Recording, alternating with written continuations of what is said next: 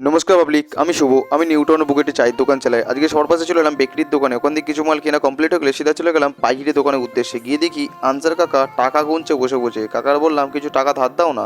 তারপর চলে গেলাম আনন্দ ভাই সেলুনে কেন এলাম পরে বলছি। তারপর দোকানটা খুলে দোকানের সমস্ত মাল কমপ্লিট করে সিধা চলে গেলাম দোকানটাকে একটু গোছাতে। দোকানটা গোছানোটা কমপ্লিট হয়ে গেলে দেখলাম একটাও কাস্টমার নেই। তারপর কি চা বসিয়ে চাটা কমপ্লিট করতে কোনো টাইম লাগে। চাটা কমপ্লিট হয়ে গেলে কিছু কিছু কাস্টমার আসতে লাগলো, সবাইকে দিতে লাগলাম। তারপরে কি কিছু কিছু দাদারা এলো, দাদারা প্রতিদিন দোকানে আসে, তাদেরকে প্রতিদিন আমরা দেখি। তারপর কিছু কিছু কাস্টমার আসতে লাগলো, সবাইকে দিতে লাগলাম। আর এই মাসটা একদম আমার খারাপ চলছে, কেন জানি না, একদম বেচাকেনা নেই আর দোকানে কাস্টমারও নেই, কেন জানি না এরকম হচ্ছে।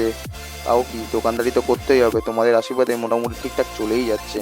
আজ বেশিক্ষণ দোকানদারি করবো না, কেন আমার আর বন্ধুর আজ রিসেপশন পার্টি আছে, তাই সেখানেই আমরা তিন বন্ধুরা মিলে যাব। যতক্ষণ দোকানে ততক্ষণে দোকানদারিটা করি। তারপর আস্তে আস্তে এই কাস্টমার আসতে সবাইকে দিতে লাগলাম। তারপর চলে গেলাম রিজুকে আনতে। রিজু দেখি রেডি হয়ে দাঁড়িয়ে আছে। তারপর চলে গেলাম হাতিয়ারা রাম স্টোরে, ওখান থেকে একটা গিফট কিনে তারপর গিফটটাকে প্যাকিং করতে লাগলাম। আর দাদা প্যাকিং করতে করতে হাসছে, বলছে ভিডিও করছো? আমি বলছি হ্যাঁ। দাদা আমার ভিডিও দেখে আর দাদা খুব ভালো রিলস করে।